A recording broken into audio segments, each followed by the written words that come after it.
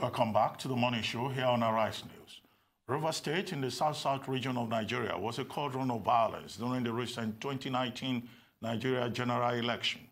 More than 30 Nigerians were killed across the state in the course of discharging their civic obligations.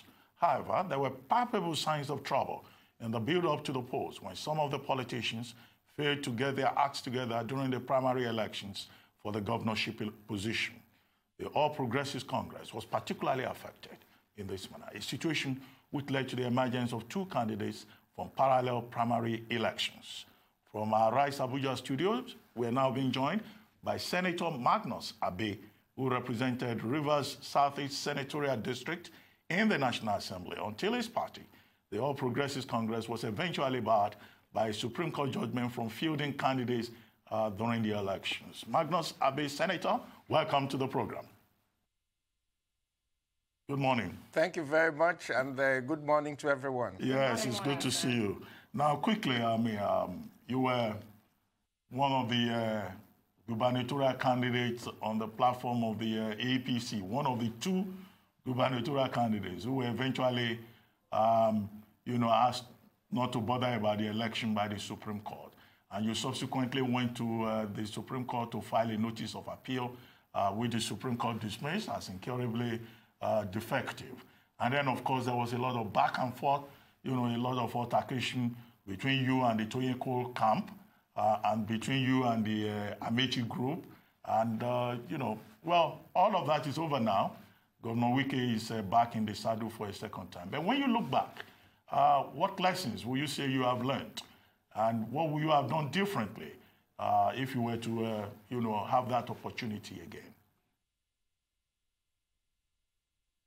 Well, Ruben, thank you very much. And it's nice to see you again, even under these circumstances. Let me say that I can't think of anything I could have done differently.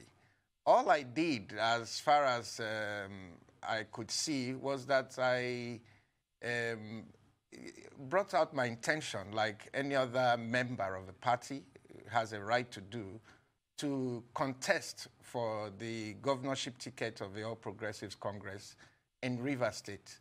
And the leadership of the party did not take kindly to that. Rather than think of me personally, I think that it's time we addressed the issue of Nigeria, the kind of political parties that we have, and what we can do to make the parties work better to serve the interests, not just of its members, but the interest of the country at large. Because without political parties that are democratic, that have clear rules of internal democracy, that allows the participation and free expression of will by its members, our politics will still be a challenge nationally. So I think rather than focus on myself at this point, I'm more concerned with what we can do to make our politics better, to make our systems stronger and our institutions stronger, and to avoid these kind of situations in the future. Because if you look around you in the country, not much seems to have changed.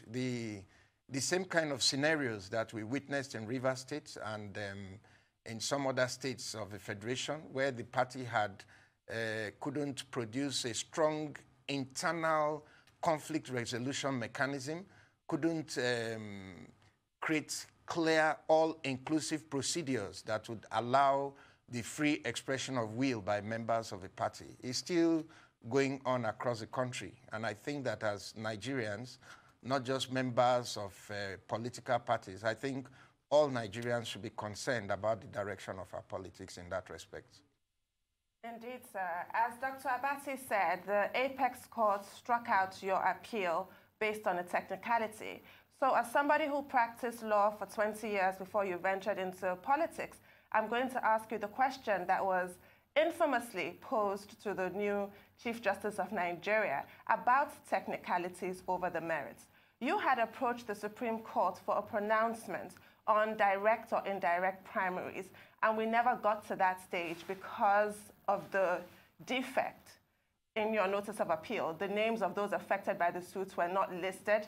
That error, which your counsel admitted to, rendered the whole appeal invalid, incurably invalid, because the time had run out, the 14 days had elapsed. You were not able to file a fresh notice of appeal. What is your comment on this and the way that it has affected our democracy? Because as a result of such a technicality, you just said how internal democracy within parties ought to be able to produce, strong candidates. As a result of this judicial process, the APC was not able to produce a candidate. Both yourself and Tonia Cole were barred by the courts. INEC was not allowed to field either of you, the APC candidates. Therefore, PDP in Rivers State did not actually have a robust opponent.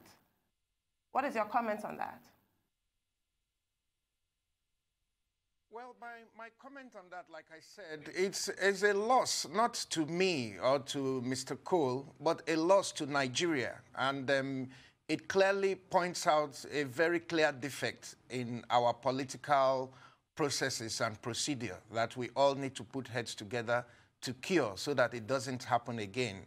As regards the issues of the Supreme Court, well, as a lawyer, I cannot, in good conscience, criticize the Supreme Court. But I can say that sometimes the court itself is tied by its previous pronouncements, because everybody is expected to act based on what the courts have decided in the past. And when the court deviates from what it has decided, it means that everybody down the line will become unsure or uncertain of what they are doing right or wrong. So the court sometimes is bound by its own precedents. And in the case of what happened in my case, while I didn't agree with the courts, I really will not criticize them, because what they did was that they tried to follow what they stated was an established precedent as far as the rules of court was concerned. So I wouldn't really criticize the court, but I think that the key thing we all have to understand is that it is people who go to the courts. If we address the issues, that surround how people behave and how they conduct themselves, sometimes the requirement for going to court to resolve some of these issues that are better resolved politically will become unnecessary. And so the influence of the court on our processes could be reduced by creating strong institutions that can, in effect, police themselves. Now, like we commonly say, Senator Abe, when two elephants fight, it's the grass that suffers. And, of course, what we've seen with regards to the Rivers state elections is that really and truly the APC couldn't come together as one house to put forward a strong candidate. Who suffers? The people are the ones who really suffer here. So, therefore, everyone has sort of made mistakes on this journey and people have lessons to learn from. What do you think you can personally learn from everything that's happened in Rivers State around these elections? What do you think you did that was wrong that you personally wouldn't do again? Because the only people that really suffered from everything that went on was the people. Well, personally, the most important lesson I have learned in Nigerian politics is that people change. And a lot of times, people say things based on where they sit at the moment. Like they say, where you stand on an issue sometimes depend on where you sit. Looking back, I think back to our days in the PDP, and I look at the things we're doing now in the APC. A lot of the things that we saw that were clearly wrong with how the PDP managed its affairs that moved us into the APC are still with us today in some ways as we speak. And I believe, like a lot of other members of our party believe, that the reason we came together in the All Progressives Congress was to bring about change. And the All Progressives Congress cannot deliver change except the party itself is ready to change, because you can't give what you don't have. So I still believe that the process of bringing change to the politics of Nigeria is still very much work in progress. And I remain committed, like other members of the All Progressives Congress, to delivering change, not just to the country, but first to the party itself. I believe that there's a lot that we could have done differently and we should do differently. I believe that within the party, we can focus on giving the power and the voice to the people. Let the people have the opportunity to let us submit ourselves to the will of the people and create clear processes that can galvanize their will and express it freely. I believe that once the party succeeds in doing that internally, it will not be much of a challenge to deliver that to the rest of the society. For myself, I have learned certain lessons, and one of them is that if you're convinced that of a path, you stick to your path, and then you trust God that at the end of the day, the truth will vindicate you. So it's important for anybody who is taking on any political journey to first of all convince yourself and have the conviction that what you're doing is the right thing to do. And then no matter how it turns out, I believe that you'll be vindicated at the end. Well, Magnus, I would like to know what the relationship is right now among the brothers that, you know, had brought out daggers within the APC during that last election. At the end of the day, virtually everybody lost out. Even the APC at the end of, in the process, had to go and borrow a candidate from AAC, given, you know, the advantage, obviously, to Wike of the PDP. Now, has there been any attempt, either at the local level or the national level, to forge reconciliation between you and Amaechi, between you and Toyin Cole, between you and Chidi Lloyd, who was Toyin Cole's spokesperson, and then within the party itself? Otherwise, you could have a situation whereby, again in 2023, you brothers fighting each other could repeat the error of 2019. Well, to be very honest with you, Ruben, there is no problem between me and any of the people you have mentioned. The problem we have in the party is that the minister, who is the leader of the party, feels that there should be only one highway in the APC. Well, as far as Rivers State is concerned. Let's take a short break. We'll come back, and then you'll continue with that comment on the minister. Welcome back to the morning show here on Arise News Channel. Still with us in our Abuja studio is Senator Magnus Abe from Rivers Southeast constituency, and a major player in the politics of the Rivers State during the 2019 general election on the platform of the All Progressives Congress. Senator Magnus Abe, you were talking about whether there has been any reconciliation or not, and you were making a comment about a particular minister. I guess you are referring to Rotimi Amaechi, former governor of Rivers State.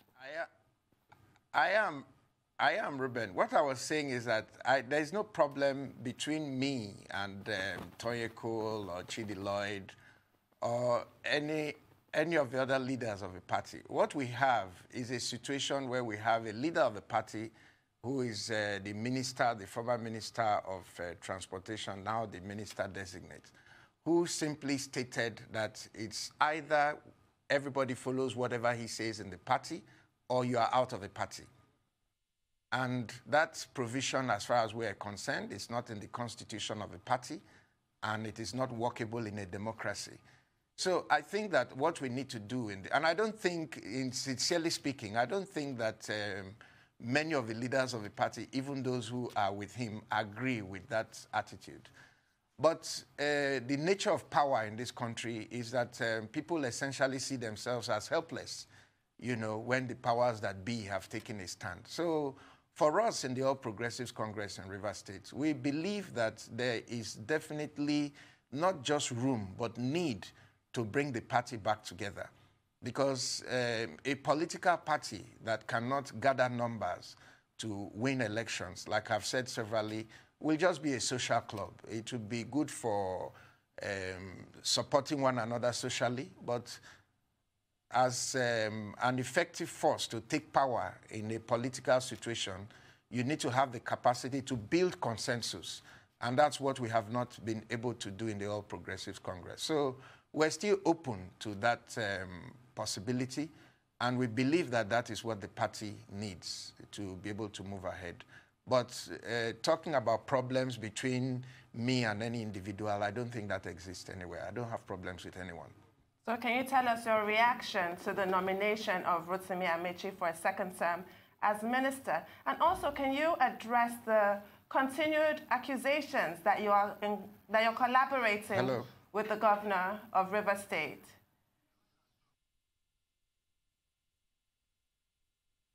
Okay, so we have a bit of an issue at the moment with the line to our Abuja studio, and we're trying to reconnect as soon as possible. It's quite cheering to hear Senator Abbey is open to reconciliation, but that's pretty consistent. Even throughout in the thick of the tensions before the elections, he always seemed quite open. I do hope that that's reflected in practice, and that, because it is a shame, essentially the elections sort of were an absolute disaster in Rivers State. The violence, the court-ordered electoral, ballot paper, as in you cannot have a candidate from the ruling party. It was an embarrassment. And just the sheer number of people who died, the property that was destroyed. But the big problem, really, is a lack of internal democracy within the political parties. Yes. Be it the PDP or the APC or ABGA or any other political party, with perhaps the exception of some of the new ones that showed up on the list for the 2019 general election. Once you don't have democracy within the party, once you have a situation whereby some godfathers, either locally or in Abuja, hijack the authority, the collective authority arising from consensus, then of course you are bound to have problems. And that's the point he was making about one individual, the former minister, now minister designate, becoming the all-in-all in the party in Rivers State, the APC in Rivers State. And but it's not only in Rivers that we have that issue. We also had it in Zamfara, where at the end of the day, the Zamfara APC, lost everything, and the PDP had to become the beneficiary. And that's why it's important for our politicians to learn lessons so that they don't repeat mistakes. In the coming by-elections, fresh elections in Kogi and Bayelsa, the Independent National Electoral Commission has been harping upon this, that the primaries are very important. Yes. If you get the primaries wrong, then of course you get everything wrong. You can't build anything on a bad foundation. Exactly. So we're back with Senator Abbey. So I was asking you for your response to the nomination of Rotimi Amaechi for a second term as minister and the continued allegations that have dogged you that you're in collaboration with the governor of Rivers State, Nyesom Wike. There was an allegation of a 2 billion naira plot involving yourself for senators to embarrass Rotimi Amaechi at his screening. There was an allegation that you have submitted names for cabinet members of Governor Wike. Would you care to address all these allegations? Sometimes when people do these things, I just laugh. Because those who are saying these things know that there's absolutely no truth in it. And those who know me know that there is no possibility that I will be doing something in the open and then pretending to be doing something else behind. So all those allegations, as you describe them, all emanate from one source, one Chief Chukwuemeka Eze, who is a publicist for Rotimi Amaechi. And the reason all these things are being said is simply to justify the unjustifiable injustice that was perpetrated on Rivers people during the last political dispensation. Because without saying that I'm working with Wike and we are spending 2 billion and doing this, what is the reason for the things that happened in Rivers State?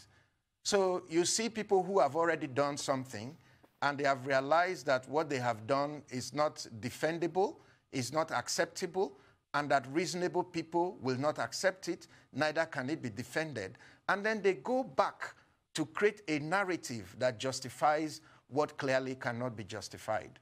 So I have decided to ignore all those things. Amaechi himself knows that is not true. The Chief Eze who is saying it knows that is not true. And the majority of reasonable people in this country know that those things are nothing but pure blackmail that is being designed to justify what cannot be justified. If I'm working with Wike, what is the basis on which I invested practically my life into trying to change the political narrative of Rivers State? What would be the basis for that?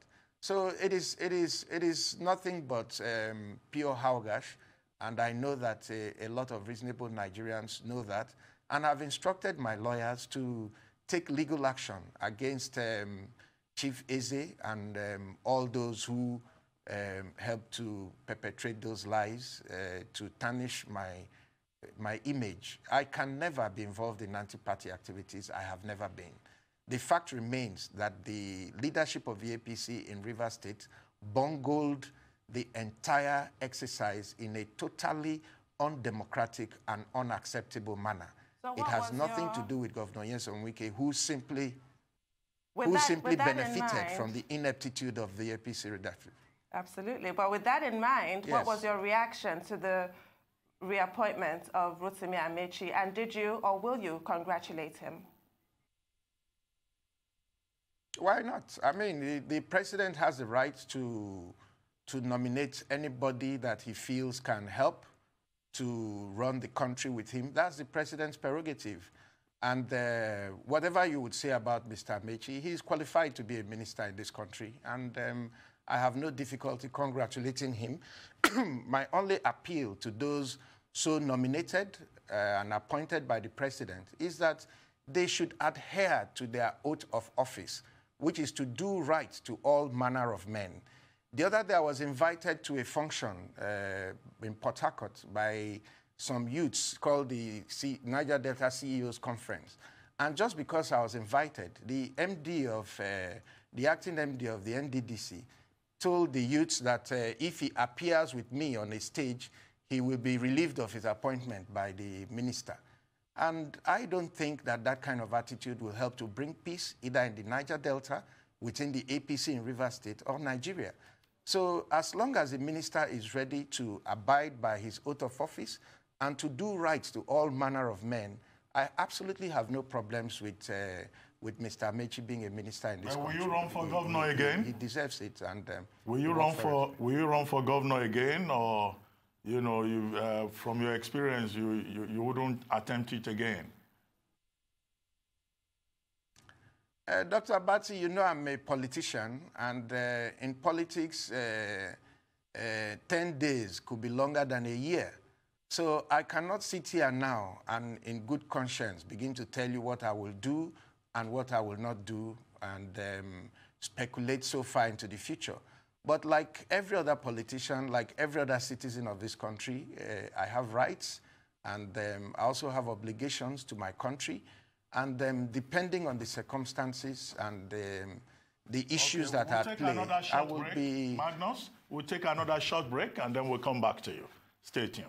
Welcome back to the morning show here on Arise News Channel. Still with us in our Abuja studio is Senator Magnus Abbey, discussing the state of politics in Rivers, the last general election in that state, and other national issues.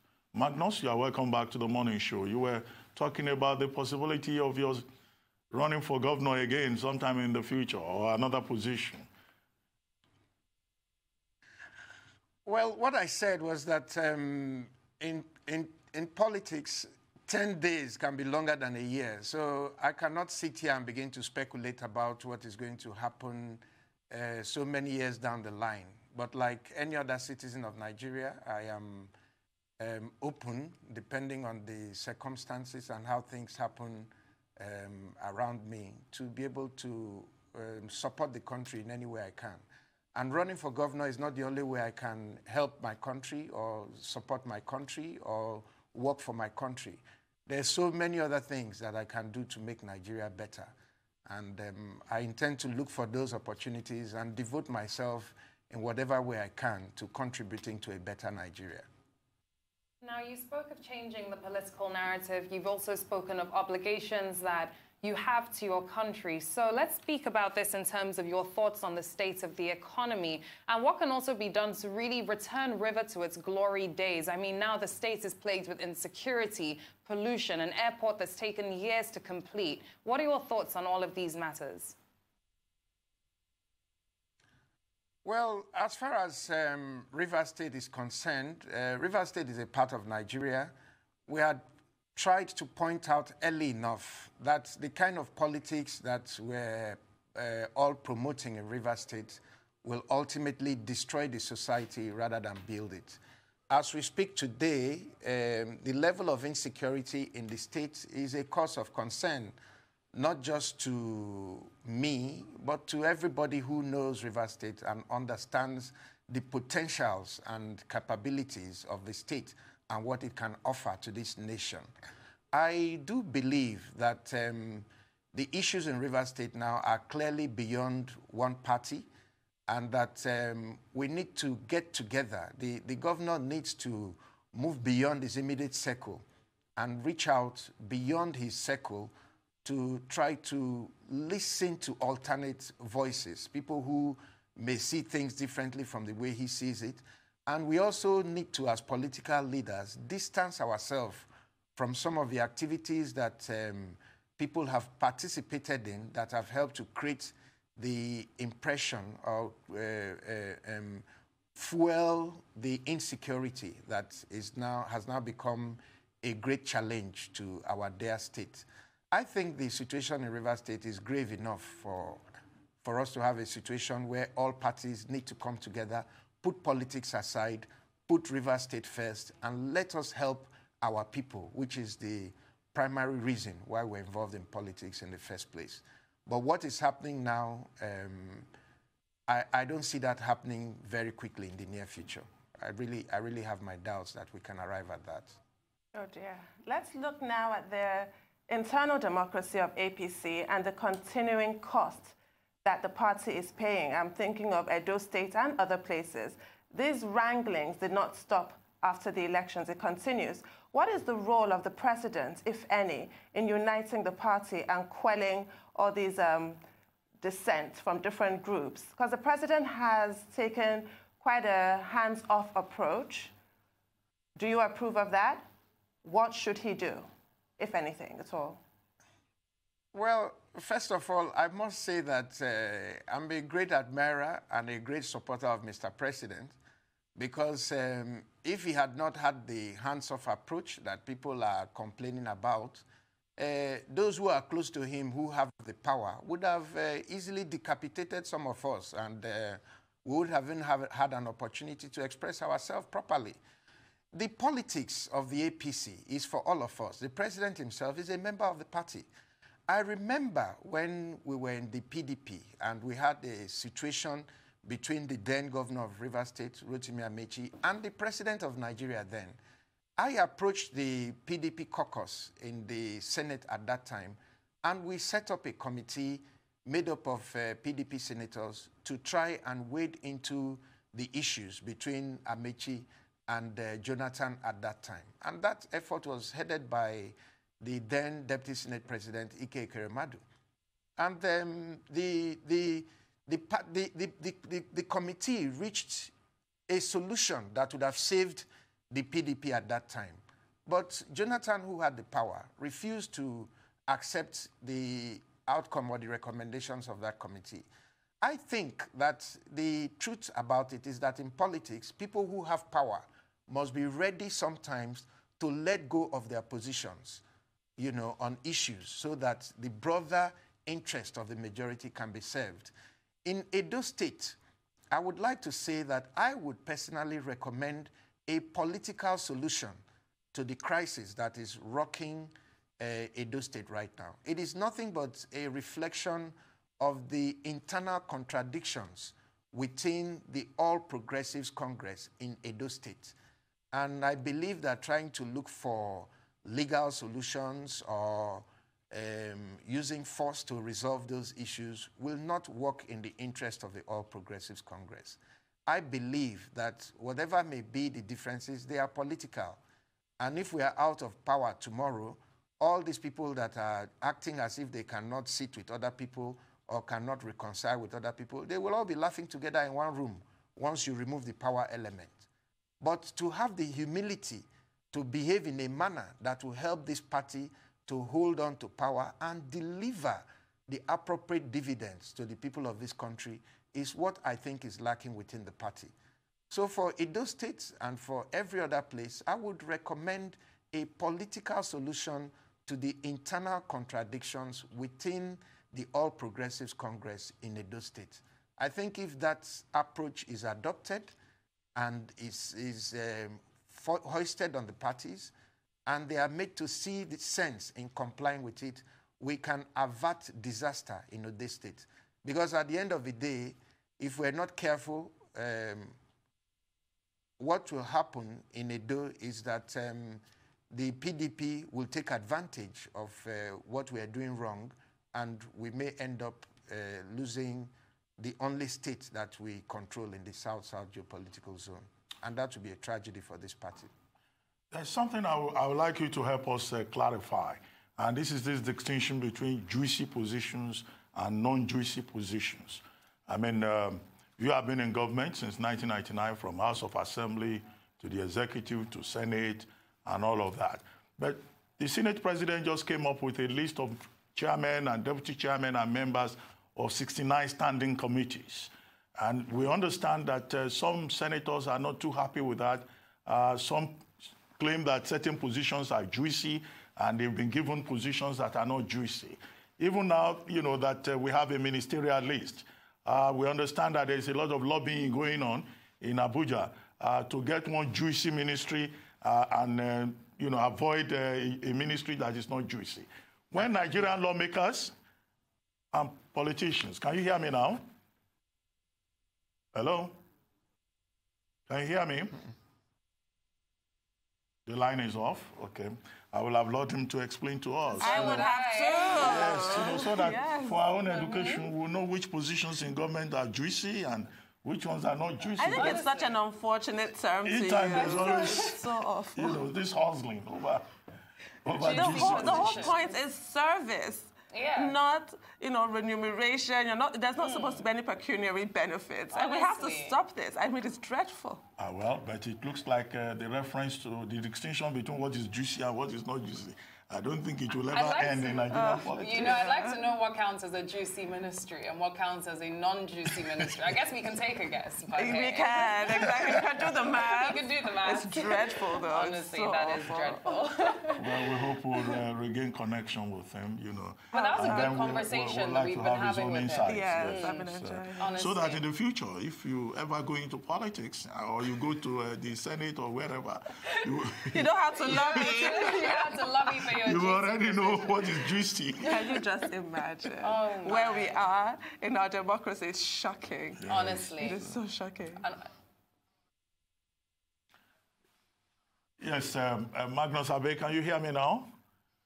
Okay, it's good to have you back on the program. Yes, Ruben, I can yeah, hear you. that technical hitch I'm being corrected. Now, I was asking you, you know, which positions are juicy, which ones are not juicy, either in the House of Assembly or the Senate, or even in terms of how portfolios are assigned to ministerial nominees or designates as they are now.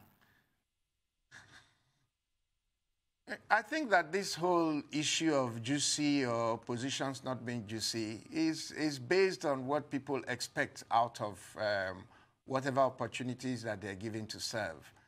I believe that if your interest is in working for the people of Nigeria, your interest is in contributing to the development of Nigeria, every position is juicy because it offers you an opportunity to make that contribution. I remember when I was appointed Commissioner for Information in Rivers State, and everybody saw the Ministry of Information as, quote and unquote, not a juicy ministry because the ministry had no capacity to award contracts and all that. When portfolios were assigned and I got back to my house, people were actually crying that I was not given education or given works. You know, but at the end of the day, I don't think that many people remember those who served in other portfolios in that administration. But everybody remembers that I had a very good opportunity working with Dr. Odile at that time in the Ministry of Information to make very profound contributions to the state. So I don't think that if you're focused on service, if you're focused on contributing, if you're focused on adding value, there is no position from which people cannot add value. But when the talk is about what you extract from the system, then this whole question of juicy and not juicy ministries and all that becomes an issue. And I don't think it should be that way in this country at this time. Speaking of juicy, another thing that seems juicy, just very briefly as well, of course, is senators' salaries. And this is a discussion that is always going on. I recently saw an international report claiming that Nigerian senators get paid more than any senate in the entire world. Do you think senators' salaries are justified? You see, first of all, we must place the Senate as an institution in the country where it is positioned.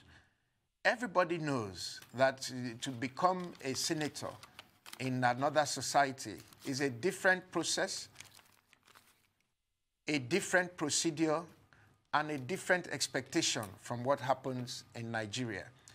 If we want to address the challenges of Nigeria, let us address it holistically.